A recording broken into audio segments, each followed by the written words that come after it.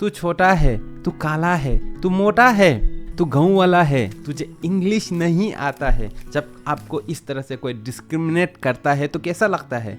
काफ़ी बार मेरे जीवन में मुझे ऐसा कहा कि तू चाइनीज़ है, तिब्बतियन है, नेपाली है, तो मुझे काफ़ी बुरा लगता है क्योंकि मैं इंडियन हूँ और मेरे परिवार से काफ़ी लोग इंडिया में रिप्रेजेंट भी करते हैं। आज हम एक ऐसा व्यक्ति के बारे में बात करेंगे जिसने लाइफ में सिर्फ डिस्क्रिमिनेशन पाया बट उन्होंने कभी गिव अप नहीं किया। और ये एक ऐसा व्यक्ति है जिसका एटीट्यूड कहते हैं no pain no gain, never ever give up in your life. मेरा नाम है वजीरा दुर्जे और आगे वीडियो में जानेंगे ये व्यक्ति कौन है और इससे हम क्या सीख सकते हैं।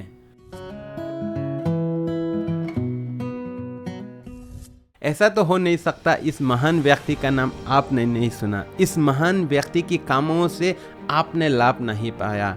इस महान व्यक्ति का नाम है Bharat Ratna doctor BR Ambedkar, the father of Indian constitution. उनको प्यार से बाबा साहिब अम्बेडकर भी कहलाते हैं। तो हम जानेंगे इन महान व्यक्ति का लाइफ से हम क्या सीख सकते हैं और इनको हम 3 कैटेगरीज में बात करेंगे। उनका चाइल्डहुड, उनका काम में जो डिस्क्रिमिनेशन उन्हें हुआ और लास्ट में उन्होंने बुद्धा को क्यों चुना।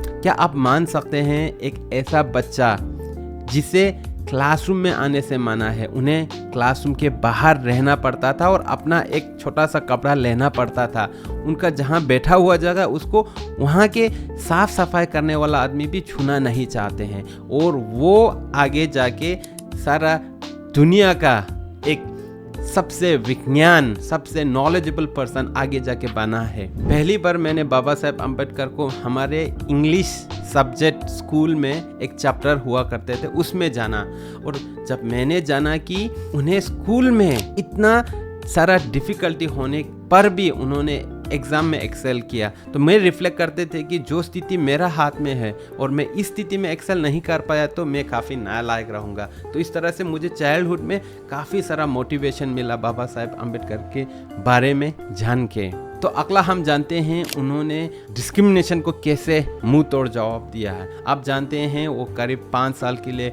विदेश गए थे, वहाँ पे उन्होंने हायर एजुकेशन और डॉक्टरेट पाए हैं। जब वो वापस आए थे उन्हें बड़ौदा में एक ऑफिसर के तौर पर काम दिया था।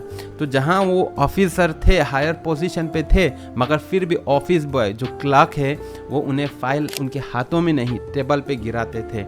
उन्हें जो मटकों से पानी पीना मना था। तो इस तरह के डिस्क्रिमिनेशन उन्हें लगा। आगे जाके वो प्रोफेसर बने, वहाँ में भी उनके कॉलीग से, उनके साथियों से डिस्क्रिमिनेशन रहा और काफ़ी सारा जहाँ में भी उन्होंने काम किया उनकी जाति, जन्म जाति के कारण उन्हें काफ़ी सारा डिस्क्रिमिनेशन रहा।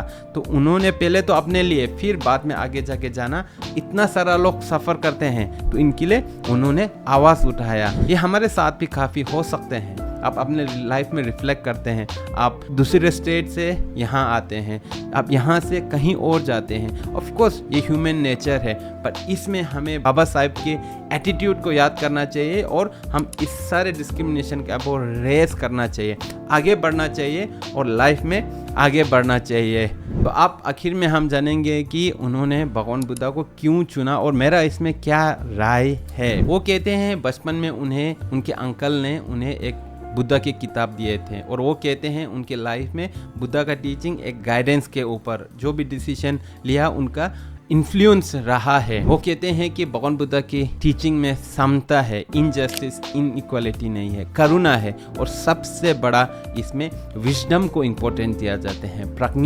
प्रज्ञा को इम्पोर्टेंस दिया जाते हैं।